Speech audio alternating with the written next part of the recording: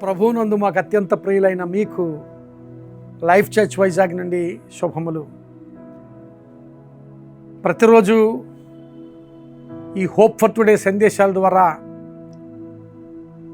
మీకు నిరీక్షణ కలిగించడానికి దేవుడు మాకు ఇస్తున్న అవకాశాన్ని బట్టి, మీరు నిరీక్షణ పొందుకుంటున్న స్థితిని బట్టి దేవునికి స్తుతులు చెల్లిస్తూ, ఈరోజు ఈ హోప్ ఫర్ టుడే సందేశం కొరకు ఫిలిప్పీలకు రాసిన పత్రిక 4వ అధ్యాయము 19వ వచనాన్ని మీ కొరకు చదువుతున్నాను.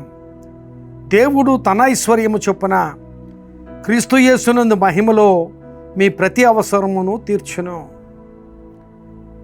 ఇది చాలా ఆశీర్వాదకరమైన మాట.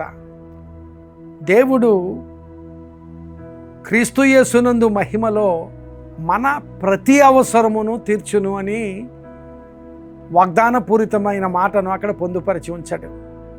మన ప్రతి అవసరము, ఈ ప్రతి అవసరము అనే దానిలో మన అవసరతలు, ఫలానా అవసరతలను చెప్పవలసిన అవసరత లేదు.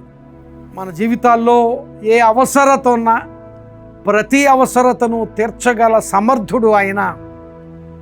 నాకు ఏదైనా అసాధ్యమైనది ఉన్నదా అని ఆయన ప్రశ్నించాడు. ఆయనకు అసాధ్యమైనది ఏదీ లేదు. ఒకవేళ పరిస్థితులన్నీ వ్యతిరేకంగా ఉన్నాయి అనుకున్నప్పటికీ, నా తలుపులన్నీ మూయబడిపోయాయి అనుకున్నప్పటికీ, లేక ఇక నాకు సహాయం దొరకదు ఈ లోకంలో అనుకున్నప్పటికీ, అలాంటి పరిస్థితుల్లో సహితము నీ ప్రతి అవసరము తీర్చగల సమర్థుడు ఆయన. గమనించాలి, ఇంకొక మాట చెబుతున్నాడు. మన ప్రతి అవసరం తీర్చడానికి ఇష్టపడే స్నేహితులు, ఇష్టపడే శ్రేయోభిలాషులు మనకు ఉండొచ్చు, కానీ తీర్చగలిగిన సమర్థత వారికి ఉంటుందా లేదా అనేది ప్రశ్న. అందుకనే ఇక్కడ ప్రతి అవసరమును ఎలా తీరుస్తాడట? తన ఐశ్వర్యములో నుండి తీరుస్తాడట. దేవుడు దేవుని ఐశ్వర్యంలో నుండి నీ ప్రతి అవసరత తీరుస్తానని వాగ్దానం చేస్తున్నాడు. ఆయన ఐశ్వర్యంలో నీ అవసరత తీరని పరిస్థితి లేదు. ఆయన ఐశ్వర్యంలో నీ సమస్య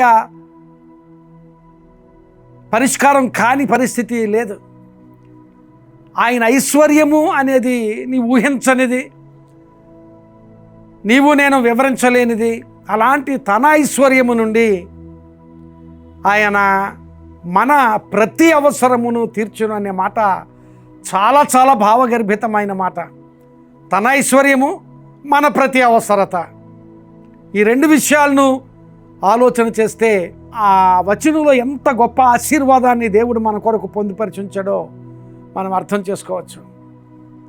ఒక చిన్న పిల్లవాడు ఇంకా అప్పుడప్పుడే నడక నేర్చుకుంటున్న స్థితిలో ఆ ఇంటిలో ఉండి, ఆ వరండాలో ఉండి, ఆ రోడ్డు దాటి ఉన్న ఒక పాన్ షాప్ వైపు చూస్తూ ఉండేవాడు. ఆ పాన్ షాప్లో చాక్లెట్స్, బిస్కెట్స్ ఆ గాజు సీసాల్లో వేసి అమ్ముతూ ఉండేవాడు. అతను వాటిని చూస్తూ ఉండేవాడు ఈ పిల్లవాడు.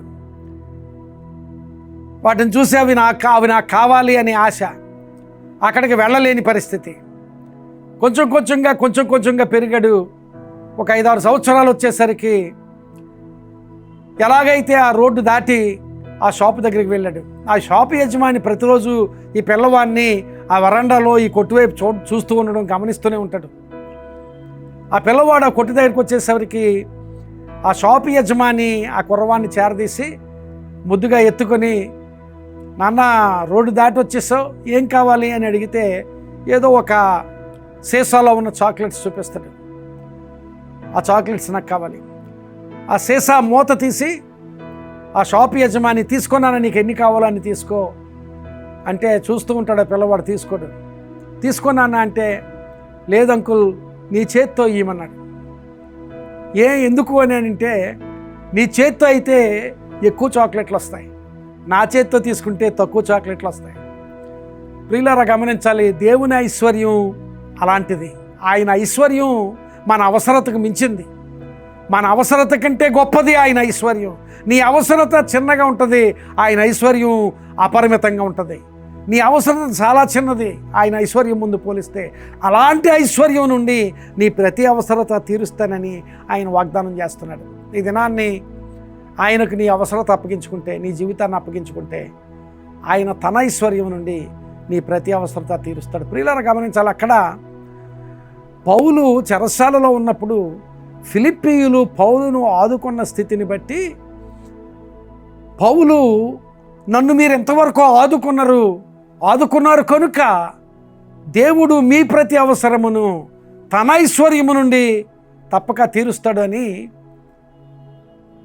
ఒక వాగ్దాన రూపకమైన మాటను తెలియచేస్తున్నాడు. దేవునికి, దైవజనులకు ఏదైనా సహాయం చేస్తే, లేక ఏదైనా ఉపకారం చేస్తే, ఏదైనా చేస్తే దానిని దేవుడు ఉంచుకోడు. తన ఐశ్వర్యము నుండి నీకు ప్రతి అవసరాన్ని తీర్చి సహాయం చేస్తాడు. అట్టి ఆశీర్వాదం నువ్వు పొందుకోగలిగేటట్లుగా దేవునికి నీ జీవితాన్ని అప్పగించు, దేవునికి నీ అవసరతను అప్పగించు. అలాగే దేవుని పరిచర్యకు సహాయపడు. దేవుడు నీ అవసరాన్ని తీరుస్తాడు, ఆయన ఐశ్వర్యం నుంచి తీరుస్తాడు. అట్టి ఆశీర్వాద స్థితి దేవుడు నీకు దయచేయనుగాక. ఆమేన్. ప్రార్థన చేసుకుందాం. పరిశుద్ధుడా, కృపగలిగిన మా తండ్రి, ఈ మాటలు విన్నవారికి అందరికీ ఆశీర్వాదకరంగా ఉంచండి. నీ పరిచర్యలోను ప్రభువా, నీ పనిలోను పాలు పంచుకోగలిగే స్థితి ఇక్కడ ఈ మాటలు విన్న వారందరికీ దయచేయండి. తద్వారా నీ ఐశ్వర్యం నుండి వారి ప్రతి అవసరమును పొందుకోగలిగేటట్లుగా సహాయం చేసి ఆశీర్వదించమని, అట్టి ఆశీర్వాద స్థితి వారు పొందుకొని వారు ఆశీర్వదించబడ్డానికి, వారి ఇతరులకు ఆశీర్వాదకరంగా ఉండడానికి సహాయం చేయమని, వారి సమస్యలలోనూ అవసరతలోనూ మీ సహాయాన్ని దయచేయమని యేసు నామమున అడుగుచున్నాను తండ్రి. ఆమేన్. God bless you friends.